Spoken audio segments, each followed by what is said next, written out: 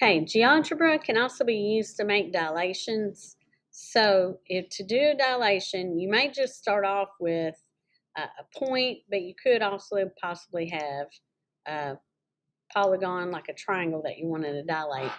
To dilate, normally you have to be given a center of dilation. And just to make things easy, they always use the center of dilation as the origin of that coordinate system. So if I'm asking to dilate, I'd have to hit more. I have to scroll down to the transform menu and hit dilate from point, and it asks me to select the object in the center point and then put in the scale factor. So I may scale it down with the scale factor of a half, which is going to make that shape be smaller. You can also think about it as it being pulled closer in to that center of dilation. So if I'm looking at point B, because something that comes out really easy when you're finding these new points, the B used to be at 9 for the X value, but now when I'm looking at B prime, it's at 4.5. The Y value used to be at 2, but when I take half of 2, it should come out to be 1. So this is an easy way. That's 4.5, comma, 1. So basically, if your center of dilation is at the origin, you just have to take that scale factor and multiply by the X and the Y. That will give you your new point. There are other ways you can calculate where things would be. For example, if I'm going from C to B, this has a length of 8.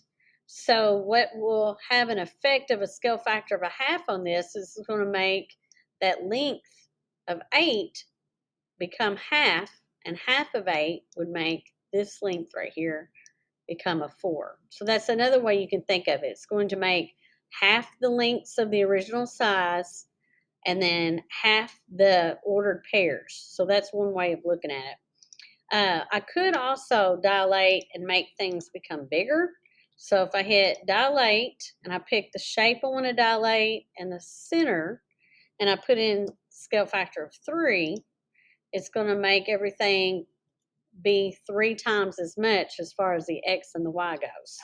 So it's going to make your shape be way out here. If I had picked the shape in the center and I put in a scale factor of 1, it's not going to show any change. Now, dilations is a little bit more interesting when I kind of take all the grid and stuff away. So let's do a dilation without the grid and the axes to kind of show you why animators would sometimes want to do a dilation. So first, start off with something simple like a triangle. Create a point that you're going to use as a center of dilation. I'm going to first dilate it, easy dilation of a half. So I'm going to hit the shape, the point, I'm going to put in 1/2. Then I'm going to dilate. And if I put in a 1, it's not going to change it. So I'm going to go up a half again. So 1 plus a half is 1.5, or I could have put in 3/2. I'm going to click the original shape, and 1.5 plus another half is 2. And then I may do 2.5, and then I'll probably do it one more time and just put in a 3. That's probably as far as I go. So here I've dilated this original pre-image multiple times. And when I move, I have to turn this back up here to the move tool. When I move the pre-image, it moves all of them. So you can kind of see that it affects the lengths of all of them. But if you choose a random point, now if you choose the center point as the origin like we did before and take away the axes and grid, it won't let you move this point. But most of the time, you should be able to also move this center of dilation. And that center of dilation on animation helps you change things around too. And kind of what that does, it kind of gives you a 3D look inside something, which is why that's what they're trying to do, is trying to make something look 3D. Um, the other thing that's kind of interesting about this is this center of dilation.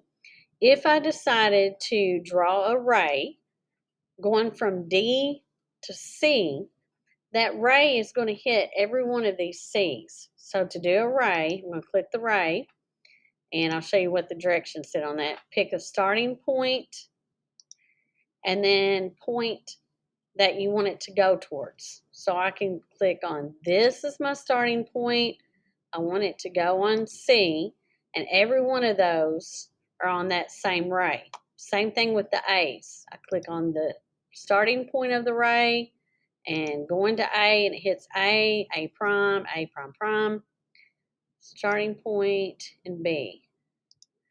So kind of the point of this is this allows animators to kind of give you that three-dimensional feel of a tunnel.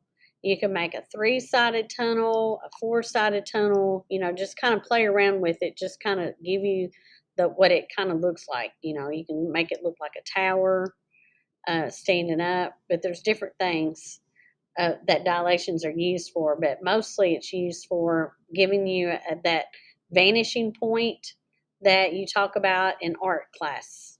So play around with the dilations, and good luck.